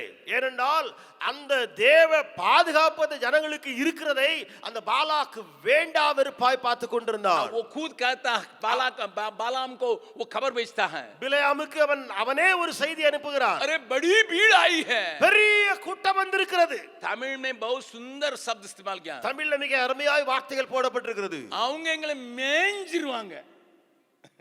पढ़िएगा गिनती की किताब என்னாகமம் 22वां अध्याय 22வது அதிகாரம். गिनती की किताब उसका 22वां अध्याय के 4 मैं पढ़ रहा हूं. तब मोआबियों ने मिद्यानी पुरनियों से कहा, अब वो दल हमारे चारों और के सब लोगों को छट कर जाएगा. மீதியானரின் மூப்பரை நோக்கி, மாடு வெளியின் புல்லை மேய்கிறது போல இப்பொழுது இந்த கூட்டம் நம்மை சுற்றி இருக்கிற யாவையும் மேய்ந்து போடும். अरे परमेश्वर उनको आज्ञा दिया, इनको छुओ मत, छेड़ नहीं करना. தேவனே கட்டளையிட்டிருக்கிறார், அவளை தொற்றாதே, சீண்டிராதே. मूसा மோசே अपने लोगों से कह दो, தன்னுடைய ஜனத்துல சொல்லி, मोआब के लोगों को छेड़छाड़ भी नहीं करना, மோவாபியரை சீண்டி கூட பார்க்காதே, लड़ाई नहीं करना, போர் செய்யாதே. उनसे पानी लोगे पैसा दे के खरीदो, மோவாபிடத்துல தண்ணி வாங்கினா பணம் கொடுத்து வாங்கு, रोटी खरीदोगे तो पैसा दे के खरीदो, அப்ப வாங்கினா பணத்தை கொடுத்து அப்பத்தை வாங்கு. उनको परेशान नहीं करना. அவங்கள தொந்தரவு செய்யாதே. ये परमेश्वर का प्रोटेक्शन है. இது என்னுடைய தேவ பாதுகாப்பு அங்க இருக்கிறது. लेकिन परमेश्वर का नहीं जानने की वजह से ஆனா தேவனை அறியாமல் இருந்ததினாலே बालाक एक तांत्रिक को बुला रहा है. பாலாக் ஒரு மந்திரவாதியை கூப்பிடுகிறான். बाइबल बतलाती है வேதம் சொல்லுகிறது वो ज्योतिषी जैसा है, அவன் ஒரு ஜோதிடன் போல, குறி சொல்லுகிறவன், குறி சொல்லுகிறவன். उसको बुला रहा है. அவனை கூப்பிடுகிறான். पैसा देंगे பணம் கொடுத்து तो इनको श्रापित करो. இவனை சாபம் क्यों சொல்லு. क्यों? ஏன்? अरे भीड़ आ रही है. பெரிய கூட்டம் வருகிறதப்பா. ये लोग जैसा खेत की हरी घास को बैल छट कर जाती है वैसे ही बचाता है, वैसे ही ये कर लेंगे. மாடு வெளியின் புல்லை மேய்கிறது போல இந்த கூட்டம் நம்மை சுற்றி இருக்கிற யாவையும் மேய்ந்து போடுமே. लेकिन नहीं हो सका. आप तो कहानी जानते हो. நீங்கள் அறிவீர்கள் இந்த கதையை. அது அவன் சொன்னது அங்க செய்ய முடியல. बिलाम के मुंह में जो है श्रापित बात आई नहीं. பிலேயாமுடைய வாயில சாப வார்த்தை வரவே இல்லை. और कहानी के घर में जाके पढ़ लीजिएगा. வீட்டுல போய் அந்த கதையை வாசித்து பாருங்க. और बालाक कह रहा बिलाम से तुमको पैसा वैसा नहीं मिलेगा. பாலாக் பிலேயாம் இடத்துல சொல்கிறான், उனக்கு பணம்லாம் தர மாட்டேன், सोना वोना नहीं मिलेगा. தங்கம் வெள்ளில கிடைக்காது. लेकिन बालाम का सोना पैसा के चक्कर में था. ஆனால் இந்த बालाम பிலேயாம் பணத்தை வாங்குற அந்த துடிப்புல இருந்தான். इसलिए ஆகையினால ठीक है, சரிப்பா, एक बार रास्ता बता. ஒரே ஒரு வழி சொல்றேன். लड़कियों को उनके बीच में भेज दो, खत्म हो जाएंगे. பெண்களை அவங்க மத்தியில அனுப்பி விடு, அவங்க வேசித்தனம் பண்ணி கெட்டு போவாங்க. पढ़िएगा வாசியுங்கள். और प्रकाशित वाक्य उसका दूसरा अध्याय வெளிப்படுத்தின விசேஷம் 2வது அதிகாரம் 14 पद. 14வது வசனம். प्रकाशित वाक्य दूसरा अध्याय का 14 पद. வெளிப்படுத்தின விசேஷம் 2:14. वहां पर क्या लिखा है? அங்க என்ன எழுதி இருக்கிறது? प्रभु कहता है, அங்க கர்த்தர் சொல்லுகிறார், पर मुझे तेरे विरोध कुछ बातें कहनी है, உனக்கு விரோதமாய் நான் சொல்ல வேண்டிய ஒரு குறை உண்டு. क्योंकि तेरे यहाँ कितने तो ऐसे हैं जो बिलाम की शिक्षा को मानते हैं, जिसने बालाक को इस्राएलियों के आगे ठोकर का कारण रखना सिखाया कि वे पुरुषों के बलिदान खाएं और व्यभिचार करें. விக்கிரகங்களுக்கு படைத்தவைகளை புசிப்பதற்கும் வேசித்தனம் பண்ணுகிறதற்கு ஏதுவான இடரலை இஸ்ரவேல் புத்திரருக்கு முன்பாக போடும்படி பாலாக் என்பவனுக்கு போதனை செய்த பிலேயாமுடைய போதகத்தை கைக்குள்ளுவர்களிடத்தில் உண்டு. क्यों मोआब टिक नहीं सका? மோவாப் ஏன் சரியா தன்னை மாத்திக்கிடல? இல்ல टिक नहीं सका. சாரி, ஏன் அவன் நிலைக்கல? मैं आपको समय नहीं होने के चलते कई वचनों को नहीं दिखा रहा हूं. இப்ப நேரம் எனக்கு போதாது, அதனால நிறைய வசனங்களை இப்ப சொல்ல முடியல. 2 वचन को पढ़ के मैं अंत करने जा रहा हूं. 2 வசனங்களை வாசித்து முடித்து விடுகிறேன். 48 चैप्टर, जेरेमिया 48 चैप्टर. எரேமியா 48வது அதிகாரம். अगर उस अध्याय को पूरा पढ़िएगा, இந்த அதிகாரத்தை முழுவதும் வாசித்து பார்த்தால் 38 पद को पहले पढ़िएगा. 38வது வசனத்தை முதலாவது வாசிக்கலாம். मोआब के सब घरों की छतों पर, सब चौकों में रोना पीटना हो रहा है, क्योंकि मैंने मोआब को तुच्छ बर्तन की नाई तोड़ डाला है. यहोवा की ये वाणी है. மோவாபின் சகல வீடுகளின் மேலும் அதன் தெருக்களிலேயும் ஏக புலம்பல் உண்டாயிருக்கும். ஒருவரும் விரும்பப்படாத பாத்திரம் போல மோவாபை உடைத்து போட்டேன் என்று கர்த்தர் சொல்கிறார். God wants to make them into pieces. परमेश्वर उन लोगों को या मोवाब को चूर चूर करने के लिए चाहा. क्यों? ஏன்? परमेश्वर के ऊपर निर्भर नहीं, தேவனை சார்ந்திருக்கவில்லை, मंत्र तंत्र के ऊपर निर्भर, மந்திரங்கள் குறி சொல்லுதலை நாடி போனான். और दूसरों के लिए ठोकर को डालना, மற்றவர்களுக்கு இடரலை போடுவது, इजरायलियों के लिए ठोकर को लगा दिया. இஸ்ரவேலருக்கு இடர் கல்லை போடுவது. Listen, கேளுங்கள், अगर आपके चलते कोई ठोकर खाता है, ஒருவேளை உங்கள் நிமித்தம் யாராவது இடர்றான்னு சொன்னா, आपकी बातों से, आपकी रवैया से, आपके कामों से, உங்களுடைய செயல், உங்களுடைய பேச்சு, உங்களுடைய வேலையினாலே ஒருத்தர் இடர்றான், मैं नहीं कहता हूं, நான் சொல்லல, இப்போ वचन में लिखा है, வசனம் சொல்லுகிறது, परमेश्वर खुद चूर चूर कर देगा. தேவனே நொறுக்கி போடுவார். इसलिए प्रभु ने कहा था, அதனால கர்த்தர் சொன்னார், अगर तुम्हारा दाहिना हाथ जिसे खाते हो, जिससे बच्चे को प्यार करते हो, जिससे सब कुछ करते हो, ये ठोकर का कारण बनेगा, इसका काट के फेंक दो. உன்னோட வலது கை சாப்பாடு ஊட்டுகிற நேசிக்கிற அந்த வலது கை ஒரு இடர்களுக்கு ஏதுவான ஒரு காரியத்தை செய்தால் அதை வெட்டி எறிந்து போடு. ठोकर को लिए जगह दिया, இடர்களுக்கு இடம் கொடுக்கவே இல்லை. मोआब ठोकर के लिए जगह दिया है. மோவாபோ இடர்களுக்கு இடம் கொடுத்தான். उन्मोह. இன்னொரு காரியம், दूसरा सिन, இரண்டாவது ஒரு उस 48 अध्याय, அதே 48வது அதிகாரம் 42, 42வது வசனம், 42, मोआब ऐसा तितर बितर हो जाएगा कि उसका दल टूट जाएगा, क्योंकि उसने यहोवा के विरोध बड़ाई मारी. மோவாப் கர்த்தருக்கு விரோதமாய் பெருமை பாராட்டினபடியால் அது ஒரு ஜனம் இராதபடிக்கு அழிக்கப்பட்டுப்படும். Listen sir, நன்றாக கவனியுங்கள், God hates this pride. परमेश्वर ये घमंड से घृणा करता है. वो क्या कहता है?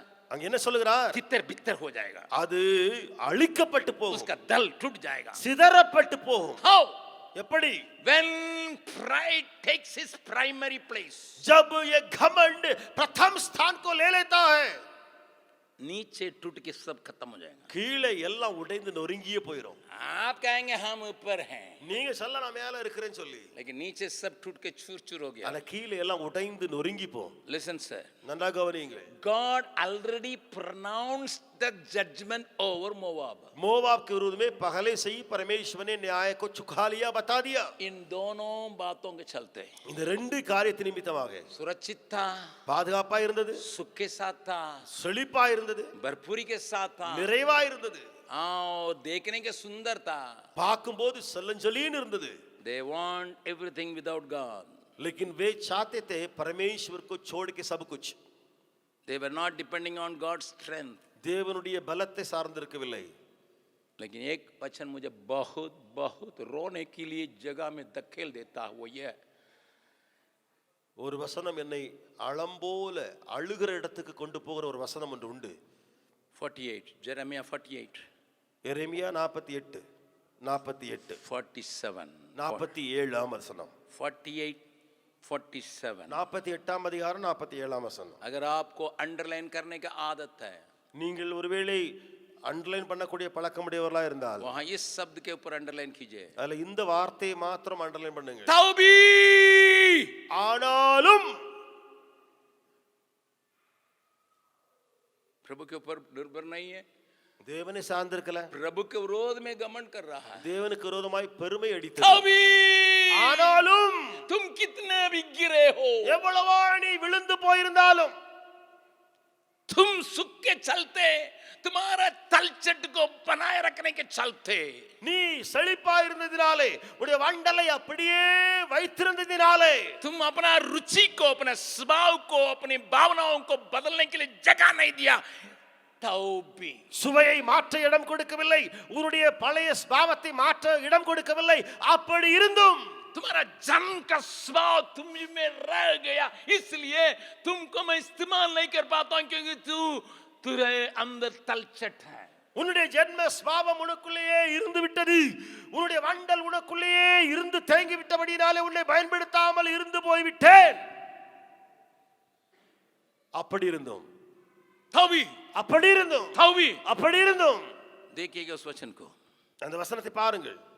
यहोवा की ये वाणी है கர்த்தர் சொல்லுகிறார், कि अंत के दिनों में मैं मोवाब को बंधुआई से लौटा ले आऊंगा. मोवाब के दंड का वचन नहीं तक यहीं तक खत्म. கடைசி நாட்களில் மோவாபின் சிறையிருப்பை திருப்புவேன். மோவாபின் மேல் வரும் நியாய தீர்ப்பின் செய்தி இத்தோட முடிந்தது என்று கர்த்தர் சொல்லுகிறார். आंख बंद करें. நம்முடைய கண்களை மூடுவோம். अगर आपसे हो सके घुटना में आ जाएं. உங்களால் முடியும் என்றால் முழங்காலில் வரலாம்.